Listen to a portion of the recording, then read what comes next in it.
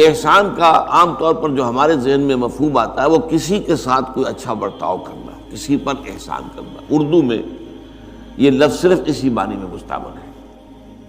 عربی میں وہ معنی بھی ہیں اس میں، لیکن یہ کہ زیادہ تر قرآن مجید میں جو لفظ آیا ہے بطور ایک اصطلاح کے،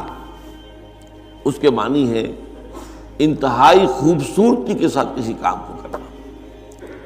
چنانچہ احسان اسلام، اسلام جو ہے آپ کا وہ بہت خوبصورت ہو جائے، دل فریب ہو، اس میں خوبیاں ہوں، اس کے اندر ایک روشنی پائی جائے، تو یہ گویا کہ اسلام کا احسان ہو۔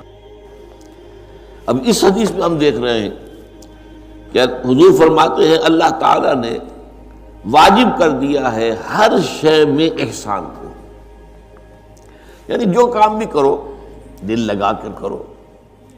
خوبصورت سے خوبصورت انداز میں اس کو کرو، اچھے سے اچھے پہلو پہ کرو، بہتر سے بہتر نتائج حاصل کرو۔ یہ نہیں ہے کہ نیند دلی کے ساتھ کوئی کام کر رہے ہیں، جو کام بھی ہے دنیا کا بھی کام ہو اس کے اندر بھی دل لگاؤ، حلال ذریعے سے کمانا ہے دل لگا کے کماؤ، اس میں کوئی حرج نہیں ہے۔ بلکہ وہاں تو فرمایا گیا ہے کہ اللہ تعالیٰ نے التاجر الصدوق الامین مع النبیین والشہداء والصالحین، کہ ایک ایسا تاجر جو سچا ہو اور امین ہو، اس کا تو انبیاء اور صدیقین اور شہداء کے ساتھ اس کا معاملہ ہوگا۔ تو اس اعتبار سے دنیا کا کام جو ہے، اس لیے کہ یہ تقسیم جو ہے دنیا اور دین کی، یہ ایک سطح پر آ کر ختم ہو جاتی ہے، دنیا اور دین ایک ہو جاتی ہے۔ جب آپ ساری دنیا کا کام بھی دین کے طریقے پر کر رہے ہو اور آپ کا اصل مقصود و مطلوب آخرت ہو، تو پھر وہ دنیا جو ہے وہ دنیا نہیں رہتی، وہ عین دین بن جاتا ہے، وہ عین عبادت ہے۔ چاہے وہ آپ اس کے حلال کی کوشش کر رہے ہیں تو وہ بھی عبادت ہے، اس پر بھی اس کے لیے اجر ہے، ثواب ہے،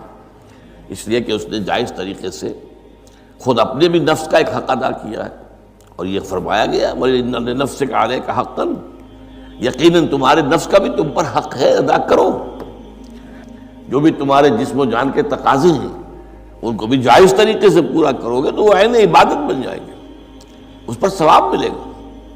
اس پر صحابہ نے حیرت کے ساتھ پوچھا تھا حضور کیا ہم بستری کرتے ہیں تو اپنے نفس کی جو ایک خواہش کو پورا کرنے کے لیے؟ فرمایا کہ اگر یہی کام